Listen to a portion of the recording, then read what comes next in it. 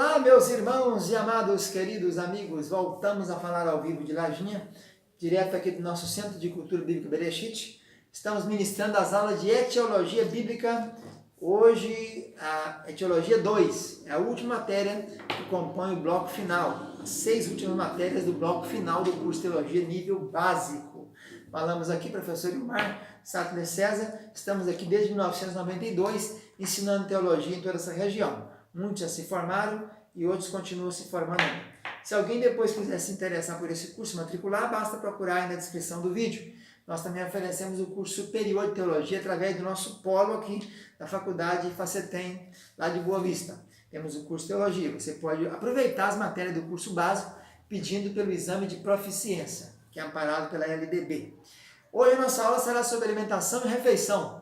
O que eles comiam naquele tempo antigo, né? Qual que era o modelo de alimentação, o que tinha, que móvel usava, como é que era o modus de operar isso aí.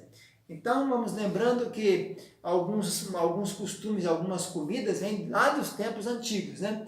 A alimentação daquele tempo e as refeições, precisa entender primeiro que os dias do judeu começam à tarde. Então, o dia do judeu, ele começa às 18 horas, começa com a primeira vigília, segunda vigília, terceira vigília, quarta vigília, e depois começa de manhã as primeiras horas. Primeira hora 6 horas, hora terceira 9, hora sexta meio-dia, hora nona 3 da tarde, e aí vai começar outro dia, né? Por isso que o texto em Gênesis diz, foi tarde de manhã o dia primeiro, foi tarde de manhã o dia segundo, e começa à tarde. Então, a primeira referência a um móvel, assim, falar de refeição, a gente pensa em mesa, né? A primeira referência à mesa que a gente encontra na Bíblia é aquela do tabernáculo. O tabernáculo, né, foi aquele templo de lona, um templo que era montável e desmontável, ambulante, e ele tinha uma mesa onde ficavam os pães da proposta, né? 6 pães em fileira, uma fileira e outra fileira, 2 fileiras, os pães que eram feitos, e eles depois retiravam a cada sábado, e Davi comeu desses pães quando estava fugindo de Saul, mas poderia comer porque os pães já tinham sido retirados, né? Eles eram sagrados, mas depois eles eram tirados e colocados outros novos. Então a primeira referência é a mesa dos pães da proposta, lá em Êxodo 25, 23, né? Aí fala dos utensílios dela, pratos e taças, escudelas, etc.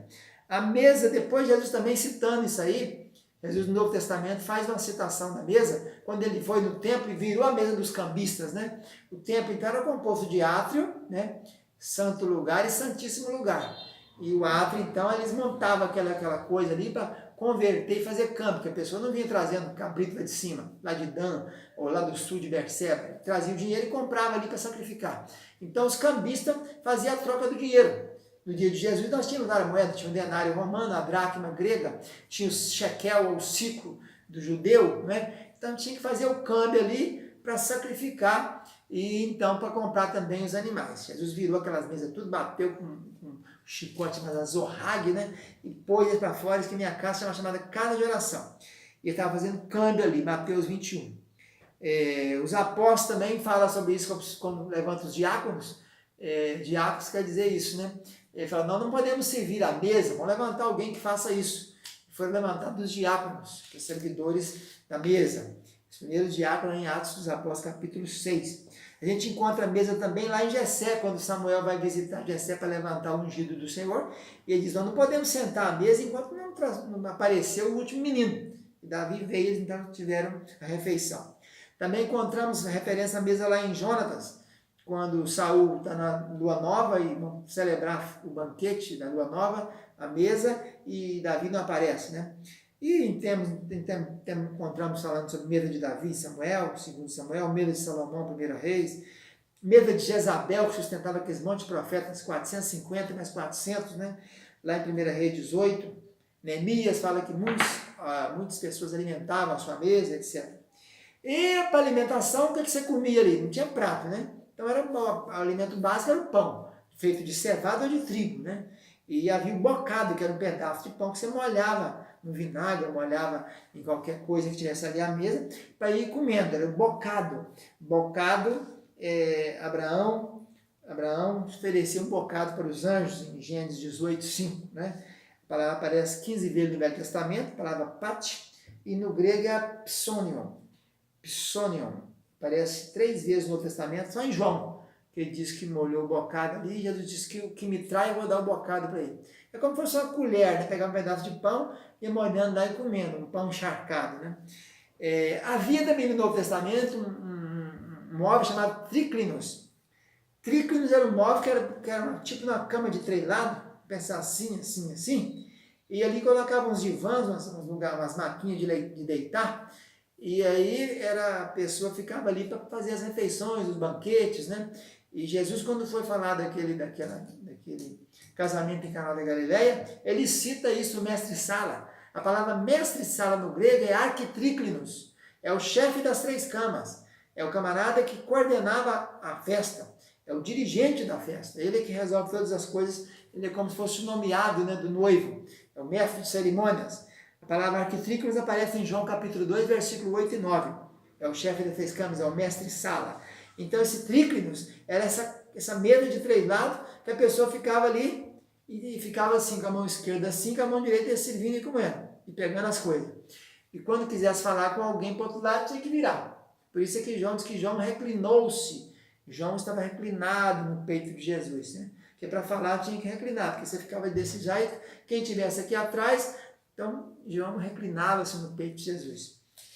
Os alimentos principais eram pão, vinho, não é isso? Guisado de lentilhas. Jacó ofereceu um guisado de lentilha, uma sopa de lentilha para o Esaú, e trocou na primogenitura, né? Também temos menção de manteiga no Velho Testamento, que era o leite batido, leite, vitela, que é carne de cordeiro, carne nobre, né? Lá em Abraão, serve para os 3 anjos que vieram visitá-lo, em Gênesis capítulo 18, estava nos cavalais de Manre. Fala de caixa de passas, né? Naquele tempo não havia geladeira, então as coisas tinham que ser, para não azedar, né? Tinha que ser o quê? Fervidas ou então feita a desidratação. Por isso que tem passas de uvas, pasta de figo, o vinho era fermentado ali no odre, né? Tinha um odre de vinho, e o Elias, o corvo levou para ele pão e carne, né? Davi, quando fez a festança dele, deu pão, carne e vinho para cada pessoa que foi na festa. Pão e água. Agar, Abraão, quando despediu Agar com Ismael, deu pão e água. Melquisedeque veio trazendo pão e vinho. Então, os principais cereais eram cevada e trigo, né? Cevada e trigo. Então, aí tinha debulha, né? Debulhava a espiga, a vindima da uva e a sementeira quando você fazia a semeadura. No Egito eles reclamaram de comida. O povo que estava andando no deserto falou, no Egito nós tinha peixe, pepino, melão, porro, cebola, alho, e agora comendo esse maná, né, que vem do céu, o pão do céu. Então a gente encontra essas referências, esse tipo de comida do Egito. Jesus alimentou o povo 2 vezes, 5 pães e 2 peixinhos, 5.000 alimentou, depois 7 pães também e peixes. Os pães de cevada eram os mais populares, pão de trigo era mais caro. A própria Apocalipse, quando fala do cavalo preto, diz que é 1 denário, uma medida de trigo por 1 denário não significa azeite e vinho. E 3 medidas por cevada. A cevada era mais pobre, era 3 por 1. O trigo é mais caro. Mel, manteiga, ovelha, queijo, mandou Jessé Davi levar para o exército, enfrentando o Golias, né? Quando Davi tinha fugido de Absalão, levaram para ele Barzilai, Amiel, de Lodebar, levaram para ele mel, manteiga, ovelha, queijo, etc. Canaã era a terra chamada terra que mana leite e mel. Aparece muitas vezes, mais de 20 vezes em Êxodo, Levítico, no Deuteronômio, Josué e até Ezequiel. A terra que mana leite e mel. Era a terra farta, né? Os cavalos também alimentavam de cevada e de palha. As lentilhas era um tipo de um feijão, né, que era usado naquele tempo. Não havia feijão, nem havia arroz naquela época. Depois é que veio da China, apareceu arroz. Então a gente encontra lentilha lá em 2 Samuel 17, 28, né? Você encontra lentilhas também na sopa de Jacó para Esaú, Gênesis 25. O trigo é o que tem mais falado na Bíblia inteira, não é isso?